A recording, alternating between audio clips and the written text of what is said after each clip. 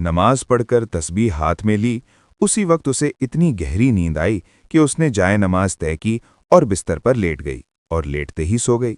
उसने ख्वाब में खुद को गांव के बाहर एक जली हुई झोंपड़ी के सामने खड़ा देखा कि शाम का वक्त है और इस झोंपड़ी से काले साए निकल निकल गांव की फिजाओं में फैल रहे हैं, जिससे शाम में ही अंधेरा छा गया है।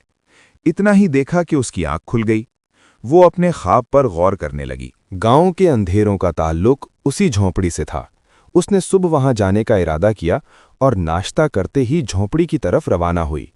रास्ते में किसान नजर आए जो खेतों में मेहनत कर रहे थे। जुबैदा चलती गई।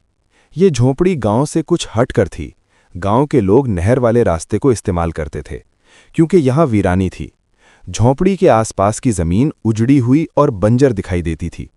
यहां तो कोई भी मौजूद नहीं था जिससे उसे कुछ मालूमात हासिल होती।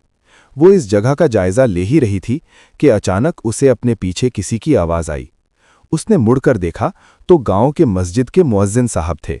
वो बहुत ही परहेजगार इंसान थे। जुबैदा ने उन्हें अदब से सलाम किया और बोली, मुअज्जिन साहब, वो दरअसल मैं सिर्फ ये जानना चाहती हूँ कि इस झोंपड़ी के मकीन कौन लोग हैं।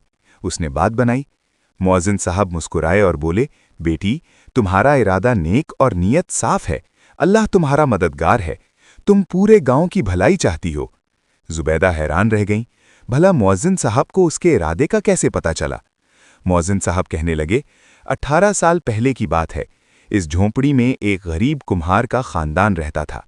कुम्हार के 3 बच्चे थे। उसकी बीवी भी बर्तन बनाने में उसकी मदद करती थी। एक दिन कुम्हार शदीद बीमारी की वजह से बर्तन फरोख्त करने बाजार न जा सका।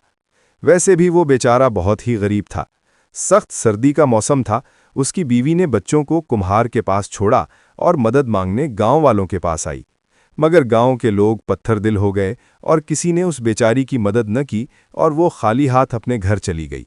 इसी रात कुम्हार की तबीयत ज्यादा खराब हो गई और बच्चे भी फाके से बेहोश हो गए। वो रात उन गरीबों के लिए क़यामत की रात थी।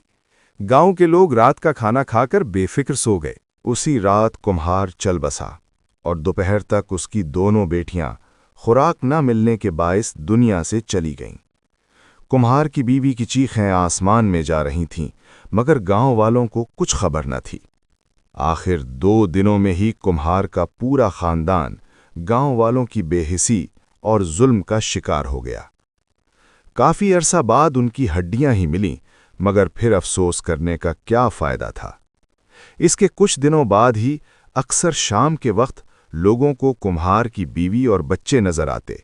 वो जिस दरवाजे पर खड़े होते वहां फौदगी हो जाती और उनकी जमीन बंजर हो जाती।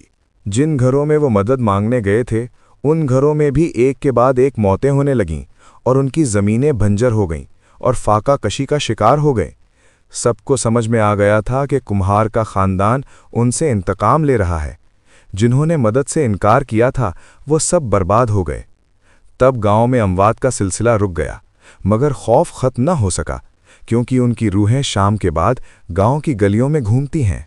गांव वाले समझ नहीं पाए, दरअसल कुम्हार और उसके बीवी बच्चे मुसलमान थे। उनका गुस्लो कफन नहीं हो सका था, ना ही कोई ईसाले सवाब, इसीलिए उनकी रूहें आज तक बेचैन हैं। तुम उनके लिए कुछ ईसाले सवाब का इंतज़ाम करो और मिस्कीनों को उनकी तरफ से खाना खिलाओ, उनकी रूहों को सुकून मिलेगा। जुबैदा घर लौट आई और फौरन कुरान खानी का इंतज़ाम किया और खाना पकवाकर गरीबों और मिस्कीनों को बुलावा भेज दिया। शाम तक लोग दस्तरख्वान पर खाना खाते रहे। जुबैदा ने तमाम नेक आमाल का सवाब कुम्हार और उसके बीवी बच्चों को हदिया किया और रो रो कर पूरे गांव की तरफ से माफ़ी मांगी, तो उसे कुछ सुकून महसूस हुआ। फिर उसने हर जुमा ये मामूल बना लिया। 3 जुमे गुजरने के बाद ही गांव की फिजा हल्की फुल्की होने लगी और खौफ खत्म होने लगा। गांव के लोगों ने इस तब्दीली को महसूस किया और अल्लाह का शुक्र अदा किया। जुबैदा को कुम्हार और उसके ख़ानदान के लिए दिल में बहुत दुख था। वो उन्हें कभी न भूलती। उसने उस नीली जाए नमाज को सीने से लगाया और उस फ़कीरनी को दुआएं देने लगी जिसने ये बेशकीमत तोहफ़ा उसे दिया था। बेशक उसकी नेक नियति ने उसे कामयाब कर दिया था।